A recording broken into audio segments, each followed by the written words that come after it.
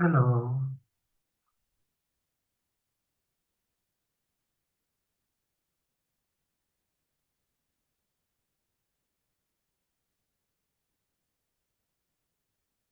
Hello, Patrick.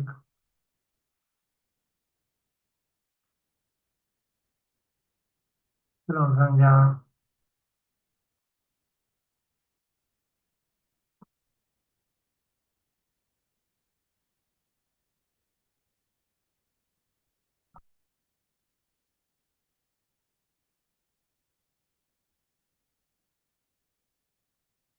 Hello, Prince.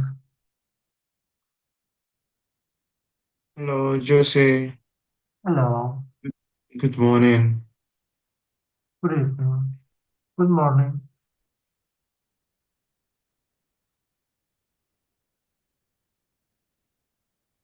For some reason, I'm not able to start my video. I don't know why. Oh, okay. That is okay. Okay, please tell me, how can I help you today? Okay, so for this week, I've not been well, so I couldn't do much on the project. But Mm-hmm. then maybe my question will relate to general machine learning questions. But I will let Xenia start, then later I come in with it. She said that she's outside, could enjoy, Oh, but okay. she's following right now. Okay. Okay. Then let me proceed. So this is what I wanted to understand about general machine learning models. So in case I have a classification issue, or let us assume a linear regression issue, um, one thing I'm a bit confused about is how to make a decision as to which of the models will perfectly suit your data. Is it the case that you would have to run with different models, then later you decide based on the accuracy of the model that you run?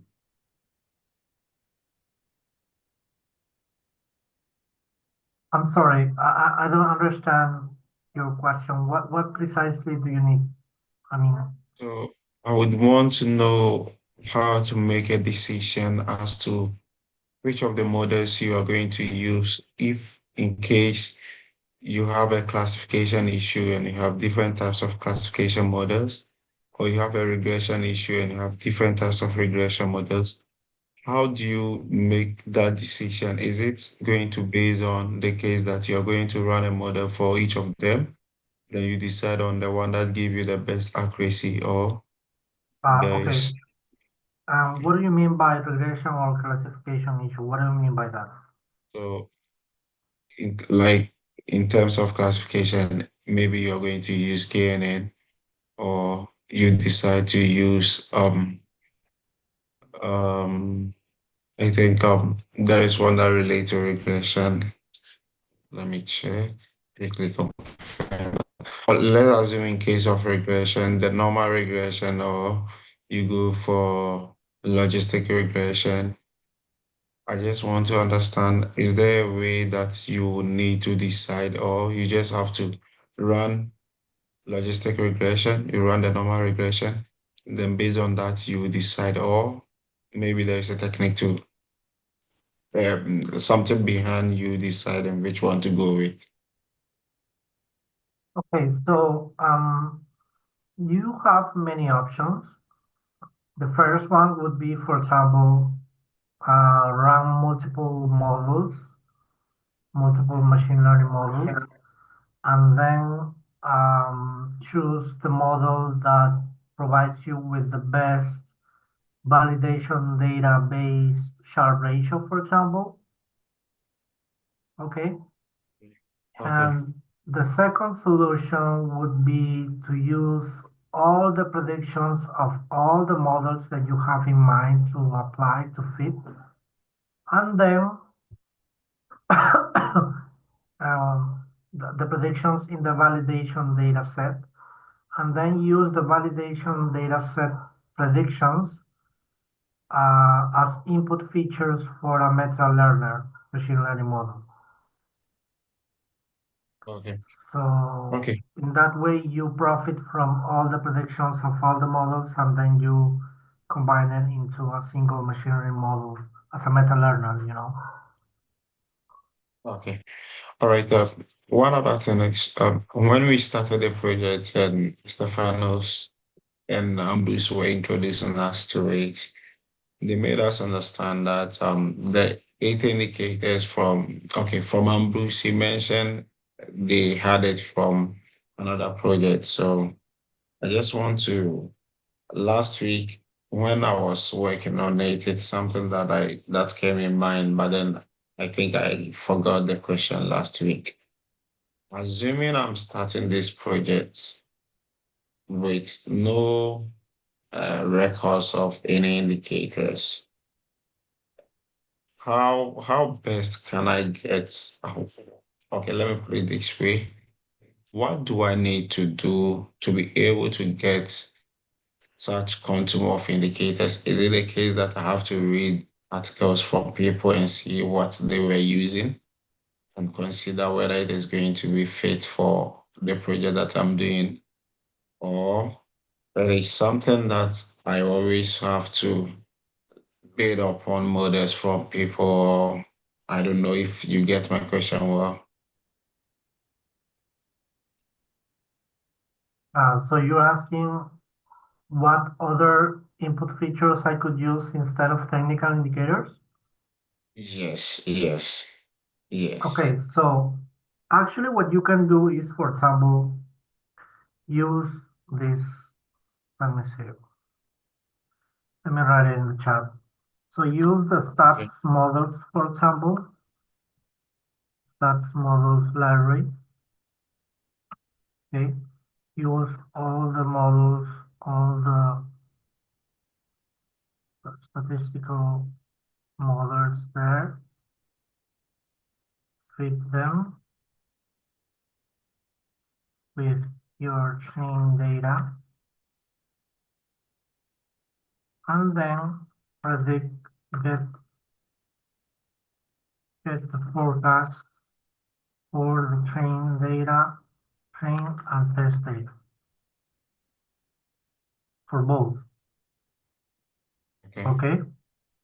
okay. And then apply a machine learning model where the input features will be the forecasts of the stats models. Do you understand that? What input features will be the forecast of the start model? Oh, okay. Okay. So after I fit the stars model, what I'm getting now becomes the input features. And you can do Is this that with right? any other library. I'm sorry, Oh, can you okay. repeat your question? I wanted to confirm that. So I'll first have to fit that of the stars model, and the forecast out of it now becomes the features for the machine learning. Yeah, let me explain a little bit better. So for Okay. example, you want to have your train data up to 2024 and your test data from January 2025 onwards. Okay? So Okay. what you will do is, for example, in the stats models library, there's um there's a model called ARIMA. Yeah. Okay? Yeah. Suppose your train data is has span of 10 years. Okay? So Yeah. that means from 2024, to 2020. 2014 to 2024.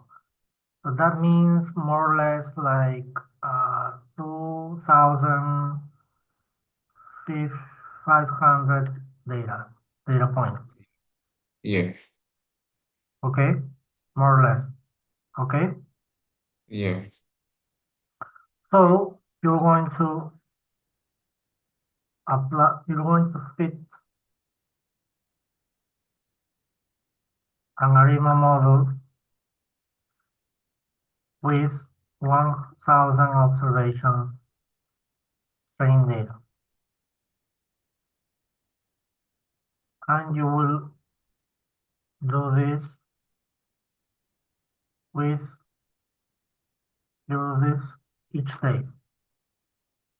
So the first 1,000 observations of your trained data will be,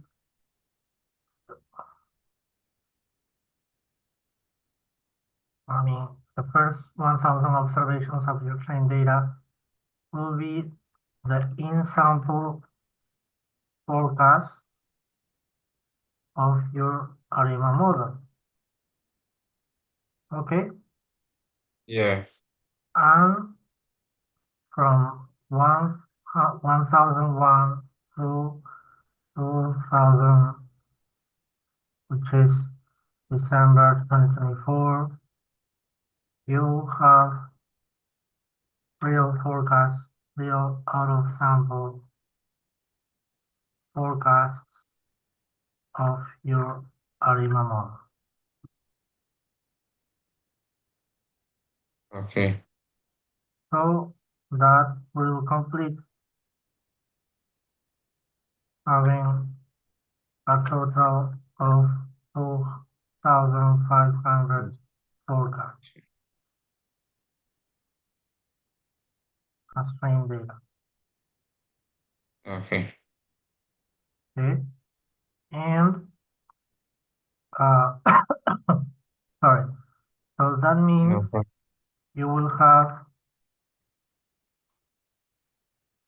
a column named, for example, ARIMA forecast with 2,500 observations. Okay.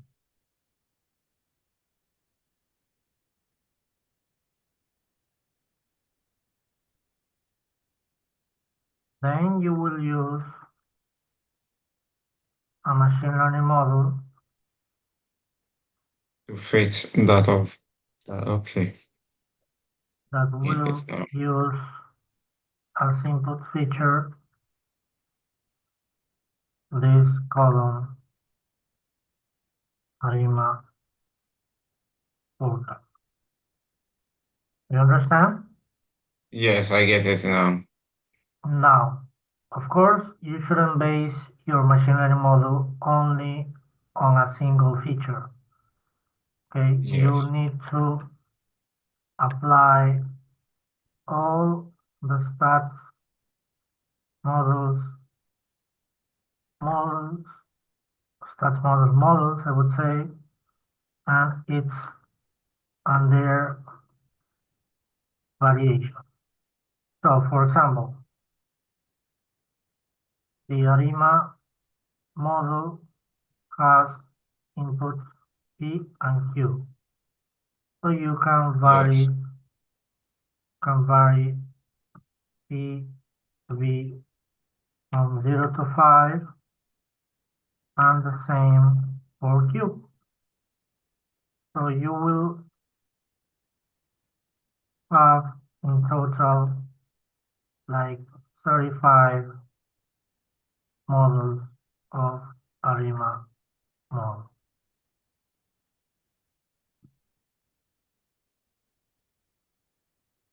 You understand? Yes, I get it. I Yeah. get it. Thank you. Mm-hmm. Uh, So think my next question will be Mm-hmm. Um, Oh, now it's in. Okay. yeah, now I can see you. Okay. Please tell me. Okay. So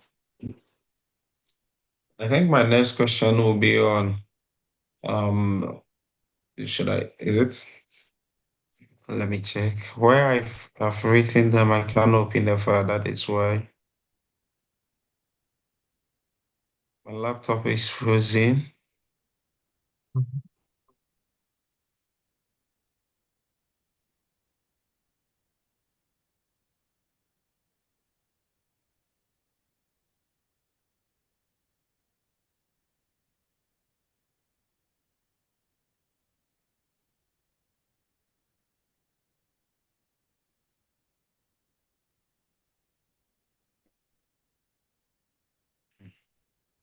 Don't know why.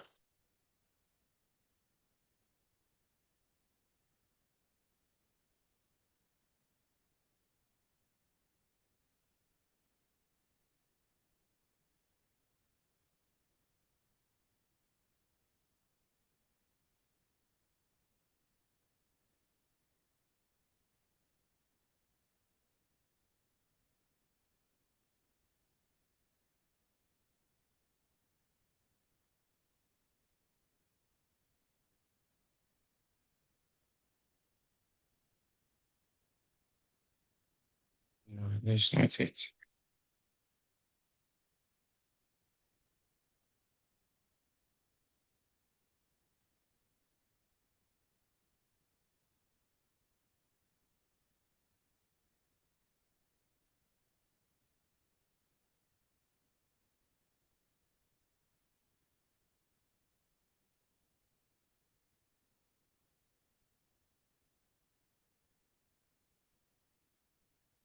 Hi, you say?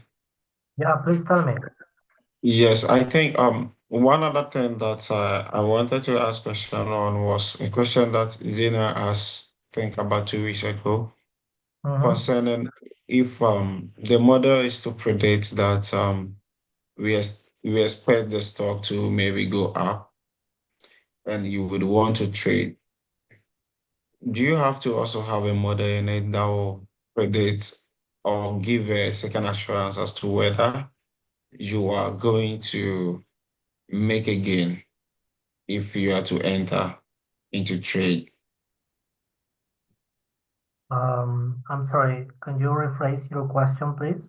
So she asked a question that whether when the model is to predict that you have one asking there's going to be a rise in the stock price and you are to enter into trade, Mm-hmm. assuming you want to trade, Mm-hmm. is there any way that you can confirm that indeed if I am to enter, I'm going to make gains aside that of what the prediction the model has already given? And is there a way that one can also do something to confirm that if I'm to enter, this is the possibility of I earning this amount Okay, so through that? what you're asking is if I can predict how confident I would be with my long or sell signal. Yes. Yeah, that's what meta labeling answers. Okay. Okay. I'm writing in the chat. Okay. Meta, Yes. meta labeling is just about um, you set something like this. Okay. Meta label prediction, meta prediction feature.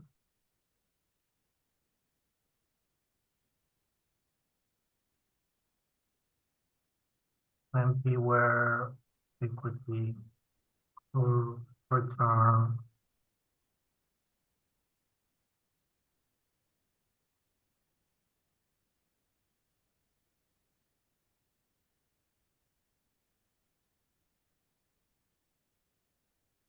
This is it.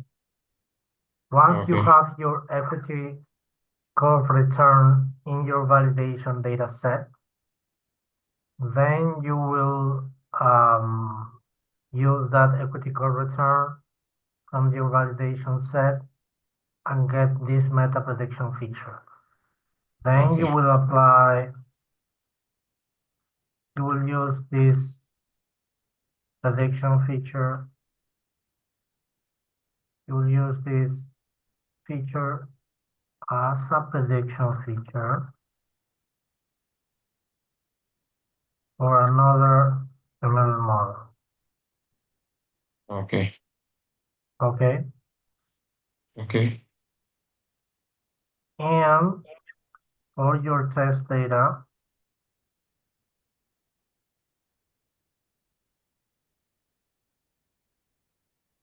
you will forecast, you will predict the next day meta label.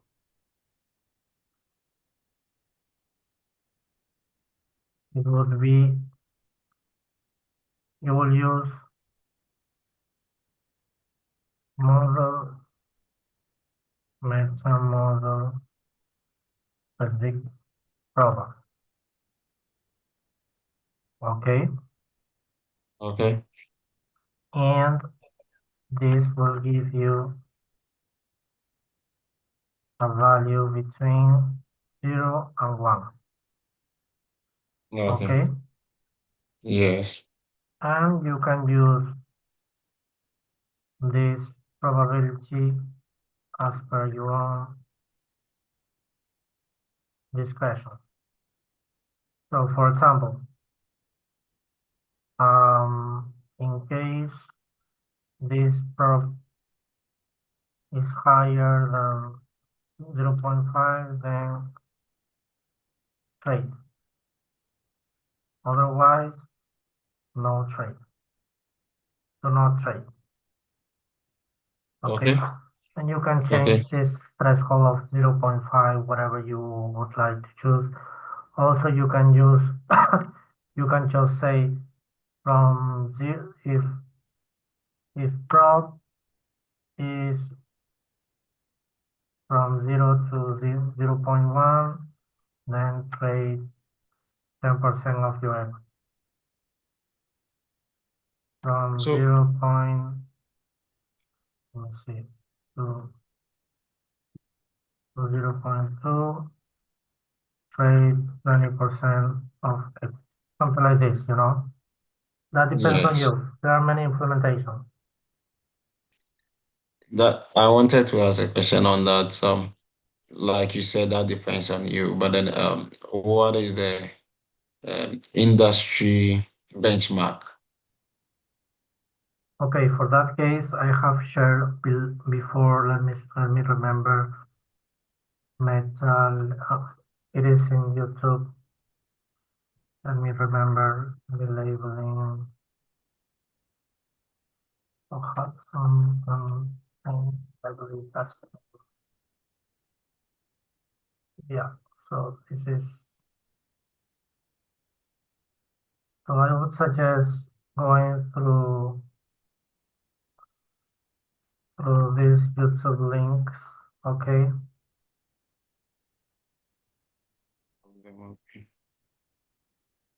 I would suggest going through these links and learn from them and see. You will see which one is which technique is suitable for you as per the industry techniques. Okay, Okay.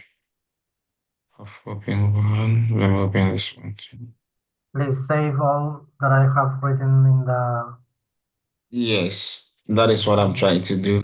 Yeah. I don't want to lose it after this.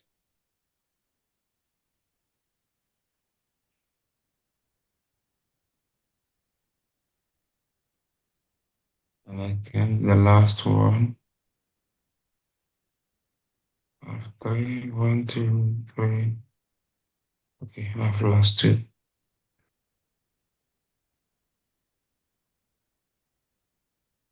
Okay. The last one. Okay.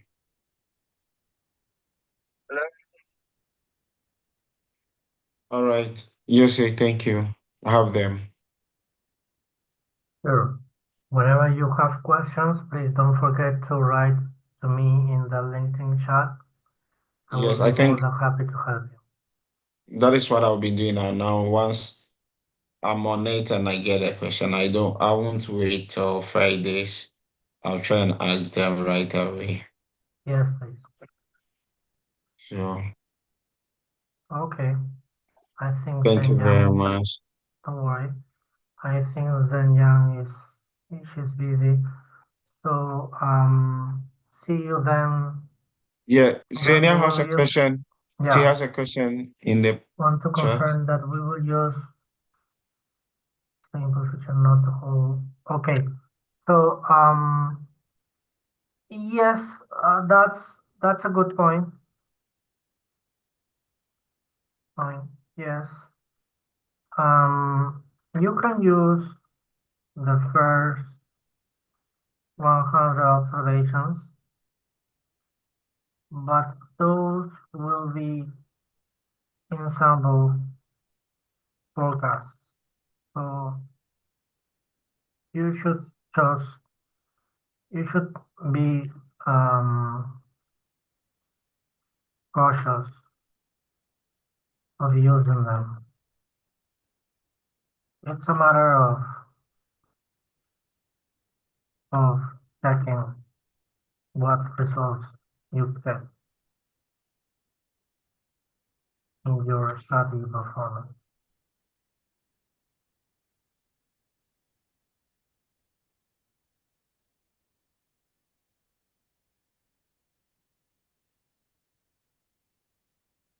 Mhm.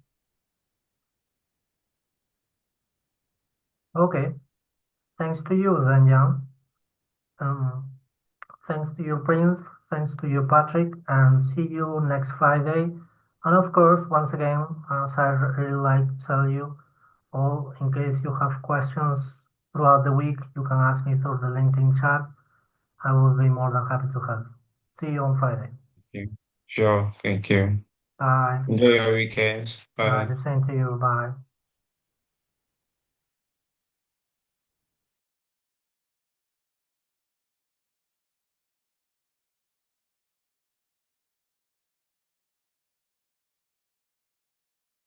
Senior high school students. Yeah.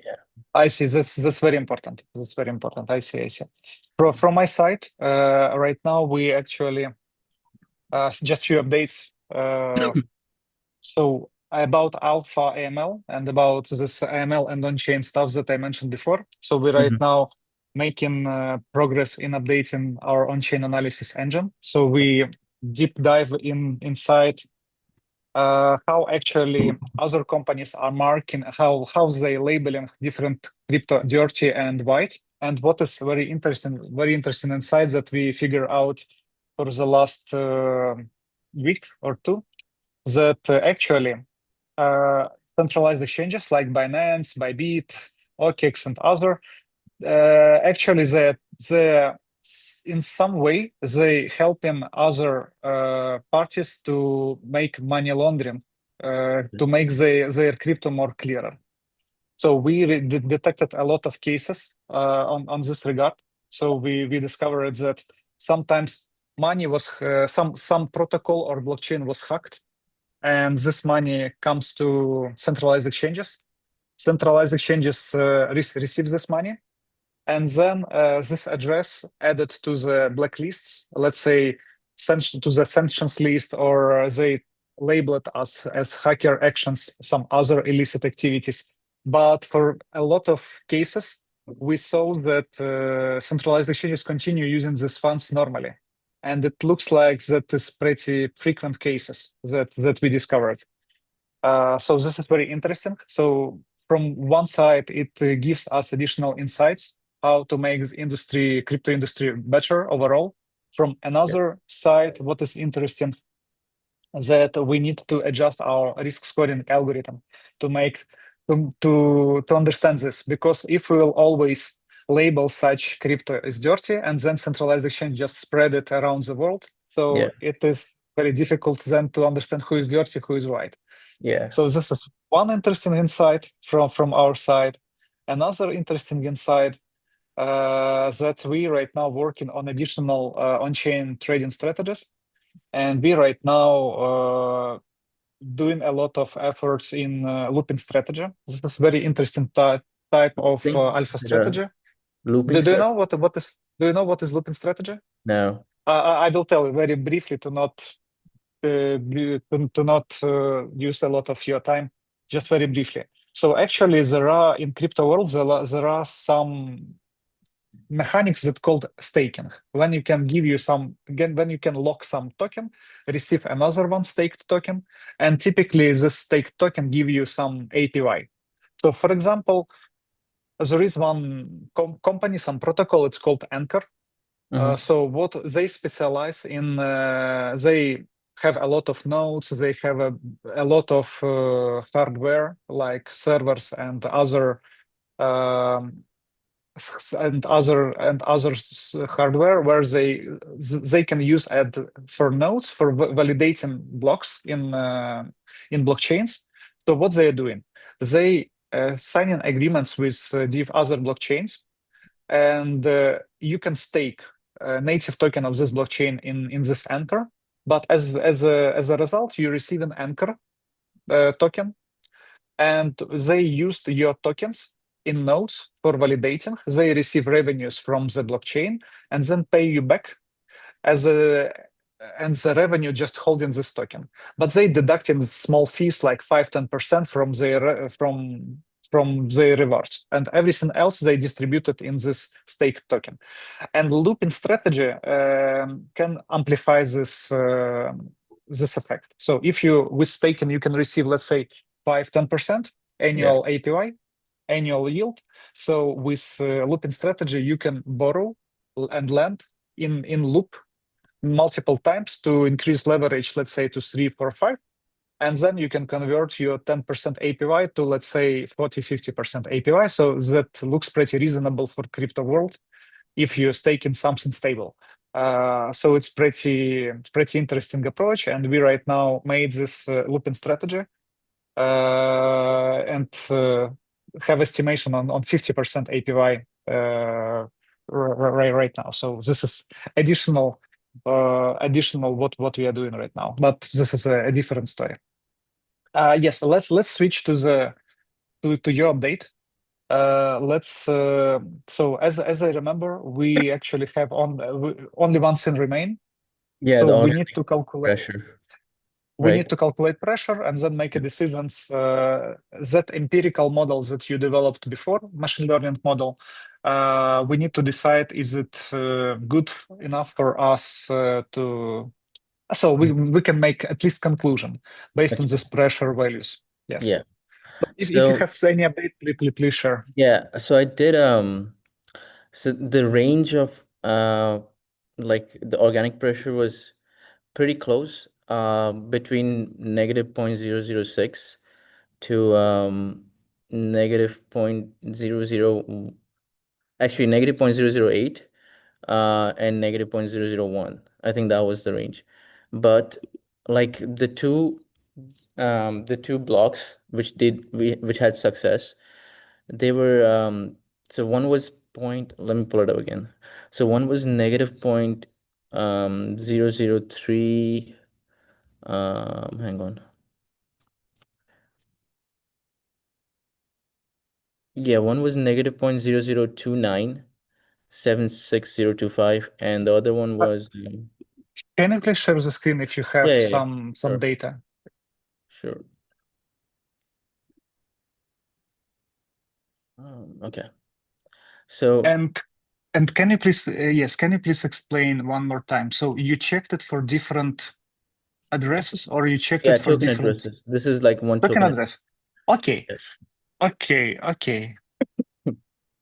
So what okay, yes, please proceed. Yes. So in this column, you would see ones and zeros, right? One means a market maker, zero means an organic trader. So what I basically did was wherever there was zero, I just added the Solana change column for this Okay. address. I'm sorry. Here you can see all transactions. Probably this is for this token address. For this token. Okay. And can you please go to the first column? Is this transaction ID? This one? Signature. Yes, this is transaction ID. Okay. Yeah. Transaction ID. Okay. Okay, that's fine. Do you know sender? Who sends this transaction? You should know. I think if I it's probably somewhere in the metadata, but I don't hear. I will explain you why this is important, because there are a lot of transactions Okay. that initiated by one single sender. Sender, okay. So it means that this wallet will accumulate this token over some specific time. Okay. And you need to calculate all amount that he made. Yeah, it looks like so that's okay. amount is the same Sorry. for different. Sorry, yes. I think as we calculating total amount, it doesn't make sense. Because we don't care who actually holds bigger amount of tokens. We need just to calculate total amount. Yeah. Okay. I agree with you. Yes, so that's fine. Okay, so can you please show me? So this was one of the AQI. So like this is like the first six not six, 8 digits of the token address, and on this Excel that you shared a little while ago, so it says like that specific. So you see AQI. So it did succeed, right? The status. Yes. So when I calculated the organic pressure, so that was negative 0.0032 for this one. Can you please canvas a little bit? I need one additional explanation. So as I can see, this column, it's actually pressure. Is it correct? Yeah. But as I can see, you have in this table not only market makers, you have both organics and market maker traders. So Is it correct? Okay. Yeah, so the way I calculated, because this I did this in Excel. This is like a CSV, but when I calculated this, I used Excel function. So like wherever in this column, wherever there was 0, which meant it was an organic trader, I just added that respective value in the Solana change column. Can you please show me how you change the Solana? No. It's okay. Just in the CSV. Can you please?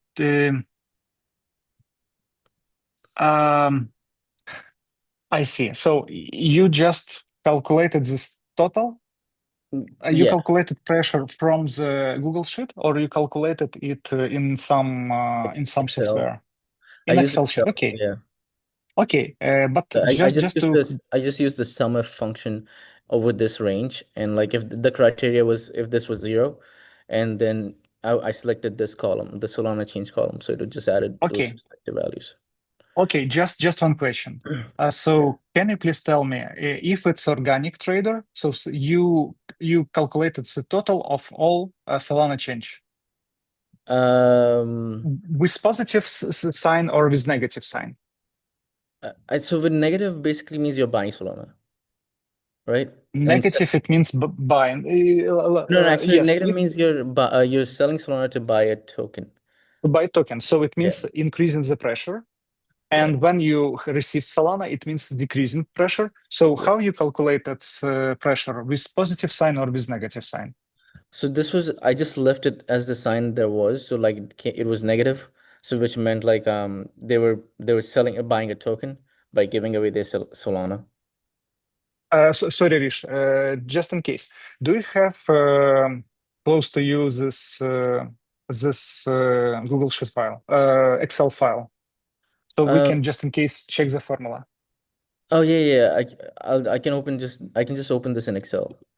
Yes, please. Please do. I think this will just add additional transparency, and we can easily check the data. Open with Excel. So this is the file, same file in Excel. Okay. So this is, oh wait, I just saved it, so like the function went away. So what I did was equals SUMIF. Selected this range.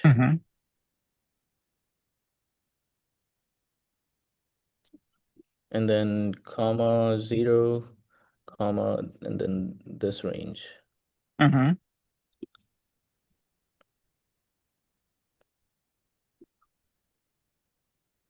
Yeah, and then it gave me this value.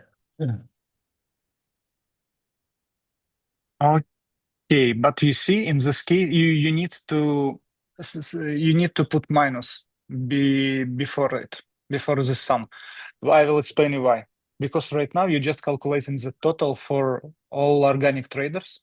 Wait, But okay.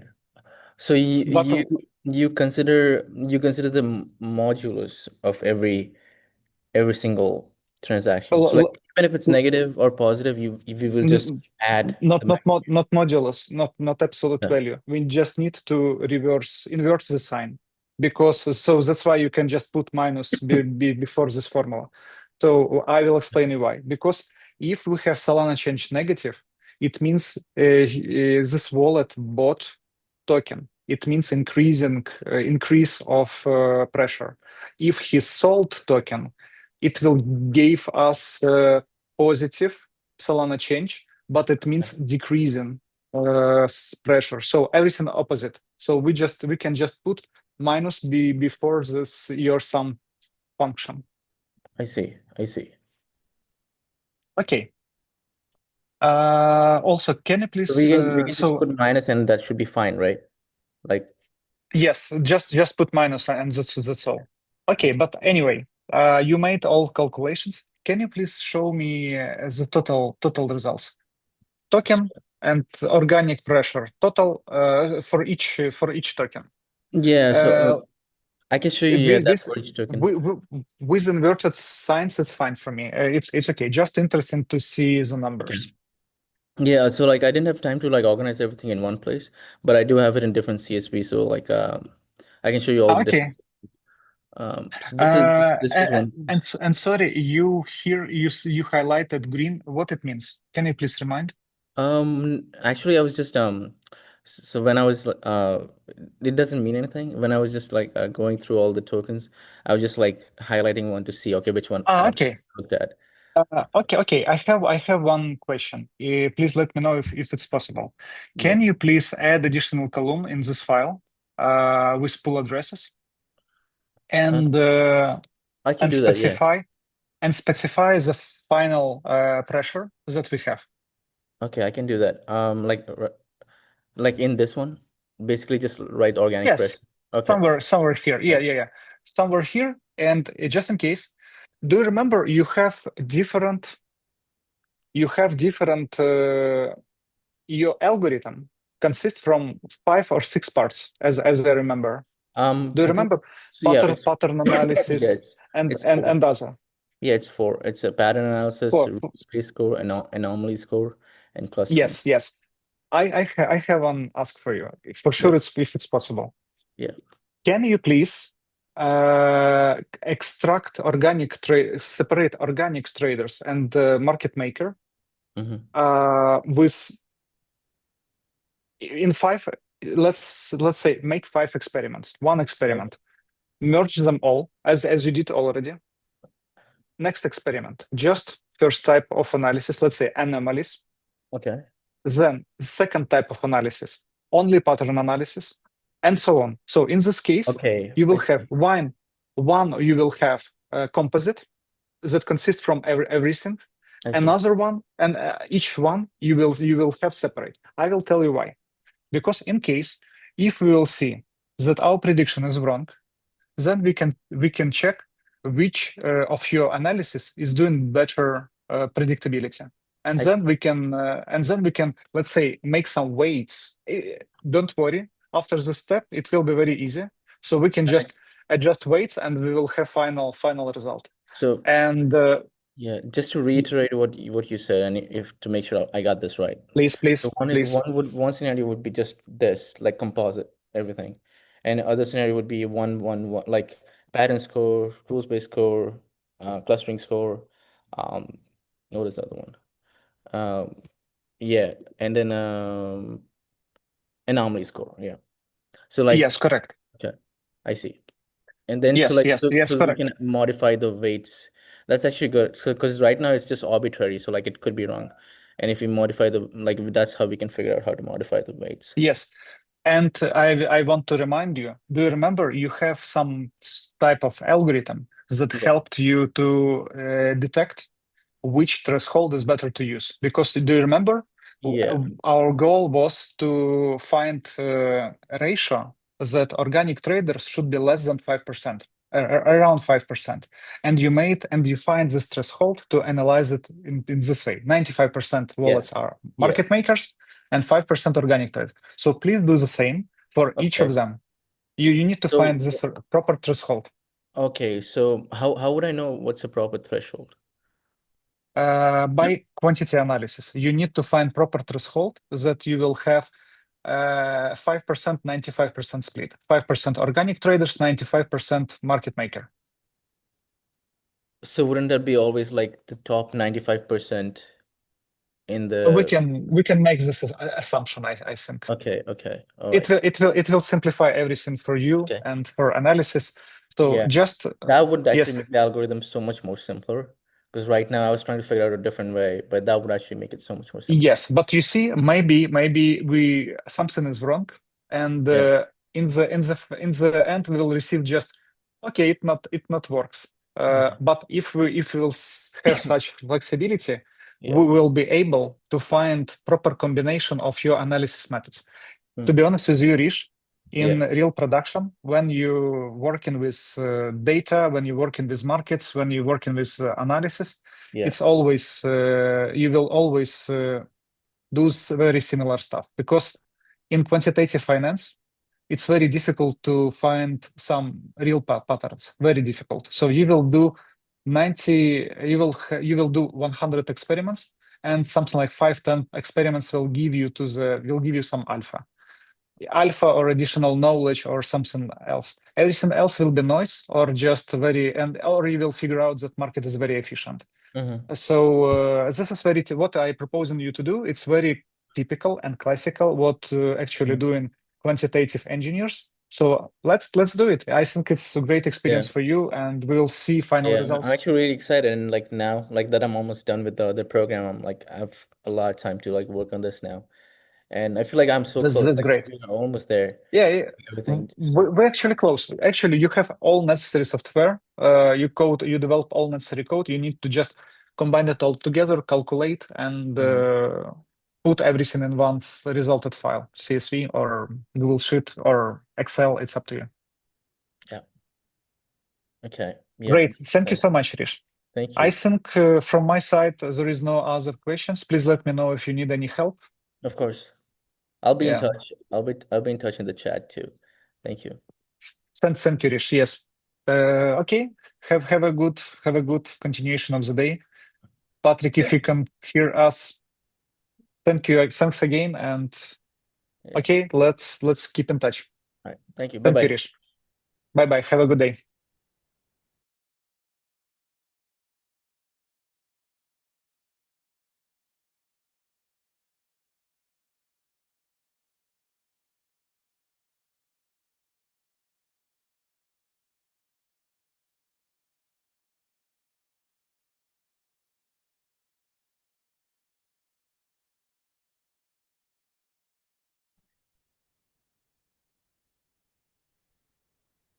Hi, everyone. Hey, Wasi. How's the summer going? It's going good. Cool. Pete won't be able to join today. He has a bunch of stuff going on. He told me to basically get updates from you guys and see what you guys what direction you guys want to go in. I'm sorry, I missed the last few meetings, so if someone could catch me up on what you guys are working on right now, that'd be great to get started. And then whatever updates you guys have, I can take them, or any questions you guys have as well. Benjamin, do you want to talk about it? Yeah, sure. So we haven't learned about it too much. We only really had one meeting, one or two meetings about what we're doing. So essentially, did Pete tell you about anything? Why don't you brief me he might have mentioned something. He did Yeah. say that he wants to start something new with the project, but I don't know if that's what you're referring to. Yeah. Yeah. So like the life insurance companies, they have like risk from annuities, and Mm-hmm. then they need to buy options to like hedge these. Mm-hmm. And then so the banks they create like the vol targeted index. Mm-hmm. Um and then I think our goal is more so to like aggregate these like GIS strategies that the banks have, and you can find them in like the scheduled DV from the NIC Mm-hmm. from like the insurance companies. I think like web scrape those and then try to like aggregate it into an index. That was like my interpretation of what was like going on. Okay. Yeah, so what schedules did you mention they're under? Scheduled DB. Mhm. Okay. Anything else that he mentioned on how he's thinking about this? Not much. I feel like we got a document to look at and explore, but it was more exploratory than it was like how to get started, but more just like something to get us interested and excited about it. If other people remember the same. Got it. So did you guys have any questions on any of that? Yeah, I had like an issue trying to like find the scheduled DBs for the different companies. It was I feel like they weren't like really like publicly available. I'm not sure if I was like looking correctly. The only one I could really find was for it was for like Athene. Like the other ones I couldn't really like find them. So are you looking like per company, or are you looking at like NAIC or like a reposit like a centralized like location for these things? I was just searching on the company for their like to pull some of the indices so I could like look at them. Mm-hmm. But I wasn't really like able to find those discovered DVs. I could find like some of them for like Athene. Like the most recent ones you couldn't like really find. Okay. So I think Pete had mentioned to me that there's some sort of like a central location to find them. But um yeah, I'll have to ask him about that. I'm not really familiar with insurance filings. Um but yeah, it looks like there may be something with the NAIC uh that may have these. But yeah, I'll look into that and ask him about that. So the document that he shared, could someone like share screen or like go over some of the stuff in there? Wait, 'Cause- Casey, you shared a document? Uh, yeah, let me see if I can find it. It was mostly just kind of like a proof of concept thing. Let me see if I have it on Mhm. either the LinkedIn or if I saved it. Yeah. Because honestly, I don't think it was too thorough. It was mostly just like a how much data there is for us to be able to pull. Yeah, but yeah, what I'm looking for is like if that has any sort of like sources that we could look at. I don't think I have it. The reason I don't have a camera is I lost my laptop while traveling, so I'm Oh, I'm kind of without a lot of my resources. that's unfortunate. So I don't think I have it, unfortunately. Where were you traveling? My girlfriend and I went to Seattle for a week to do 3 national parks, so that was fun. Except for losing my laptop, it was a lot of fun. Yeah, that's unfortunate. Let me see if he shared it in an email with.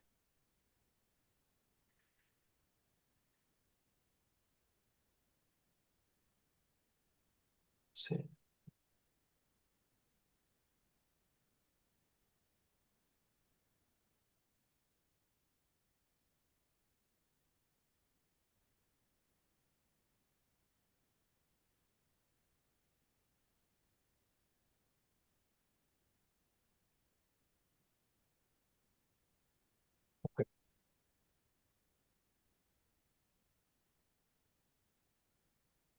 Not seeing anything on my end either. But yeah. So what is the key thing that he mentioned that we should go in with is it sort of like replicating some of the products that they have, or is it more like calculating a new index based off of insurance payoffs or anything like that? Did he go into details of like what the goals are for this, or is it more just like let's start to compile the data first and then I'm not really sure. Maybe compile the data. I mean, like our last meeting was like over a month ago, so it's Hmm, okay. like it's Yeah, I been a think while. So it's just about like compiling data now, and that there is and will be a way for us to like leverage the data that we compile based off all these filings. But I think that was more of like a once we compile a lot of data, we can get more into the nitty gritty of like how we can leverage that into a strategy. I'm curious for this data, is it going to be given to us or are we going to, is it open source? We can find it anywhere. I think It's the idea is that it's open source because I think that, we'll be compiling. I think why he's so excited about the project is we'll be compiling kind of like a novel new set of data that people haven't compiled before. So hopefully, we are just able to pull it from somewhere online and make it ourselves. right. Yeah, it's been a quite a busy couple weeks here at Volo, so I haven't even been able to meet Pete for the last 2 weeks. We've had meetings like reschedule for like 2 weeks now. So I can understand, the the fact that he hasn't met with you guys has probably led to a lot of I don't know, not knowing what step to take. But I think I did talk to him about this like separately, not before this became something that he introduced to you guys. This is something that we were discussing, and the idea is there's all these there's all this data that's in these filings, and what what the idea is that no one's really leveraging this data at this moment. Or even if it is, it's like not a big, not a well-known area of the derivatives index space. But they are the insurance products are a huge like you know potential area where this could expand into like the derivatives indexing. So that's kind of where the idea comes from.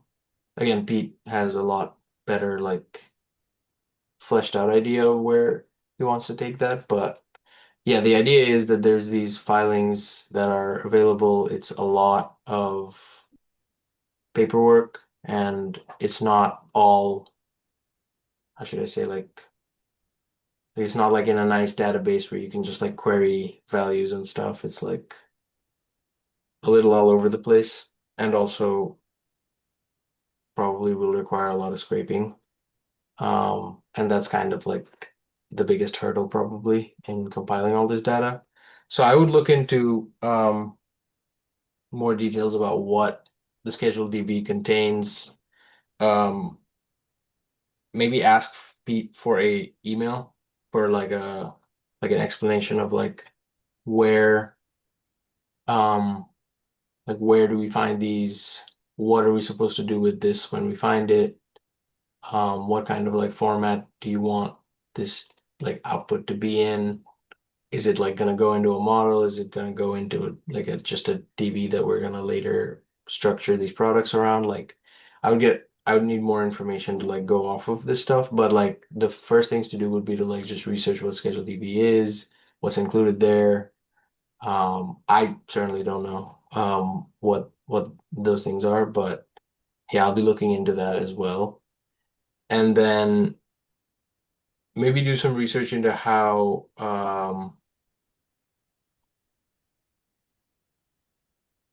like payoffs are replicated in like in indexing in general. So if you have like, let's say, like bonds that pay off a certain coupon every, whatever interval you want to think of, and then how would you replicate that as an index? Or how would you use other products to replicate that other than a bond? Maybe look into things like that because I'm pretty sure that at some point that is going to become part of the conversation. So yeah, those would be kind of like my general guidelines. But yeah, it seems like details is where, to get things started, like you would need more details. But it is I will say it is a big space and like we're seeing a lot more interest in um like bond replication and fixed income sort of not like replicating fixed income, but like alternatives to fixed income, like similar payoff structure to fixed income, but using derivatives and like options and stuff. So we are seeing like a big uptick in that. And if you end up working in fixed income or have taken fixed income classes, you'll know that it's a huge part of financial modeling and financial engineering in general. So yeah, so it is a pretty interesting space for sure. Cool. Yeah, I mean, that sounds good. I think I don't know about, I don't want to speak for other people. But yeah, I think as soon as like we kind of get a direction of where to be looking for more of the data, just the three of us even, or Tyler's also on this project, could talk about it more. Yeah. I Yeah. know I'm on a couple other projects and I'm working with a company right now. So, and I have plenty on my plate. I'm not too worried about not having stuff to work on for this. But yeah, as soon as we get that, I feel like we can start, really compiling stuff and talking about it further. Yeah, and I would again recommend like reaching out to Pete. Like I Hmm. said, in a busy couple of weeks. This is probably something that has slipped under a lot of other things that's going on. So I would just send an email. He'll probably get back with like details on like what to do next. So like for example, like just to give you context, like he's been in meetings since like 8 a.m. this morning and he's still in a meeting. So it's just brutal. So it's been a brutal couple of weeks. Same with like I was in meetings all afternoon yesterday. So it's just a busy time. It Yeah. comes and goes. But yeah, I mean I would just email him and like you'll probably get a response. And just like CC everyone on it or like have everyone as recipient so that we can all see it. Have me on it as well. So I get some more detail as well. Yeah, that sounds good. All right. Thank So you, Wesley. Thank you. check All right, in. thank you.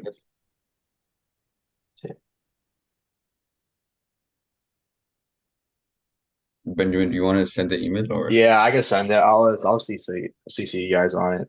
I'll just like ask for like a meeting or maybe like where to find data or something like that. Okay, sounds good. Thanks, Nothing. Benjamin. I see.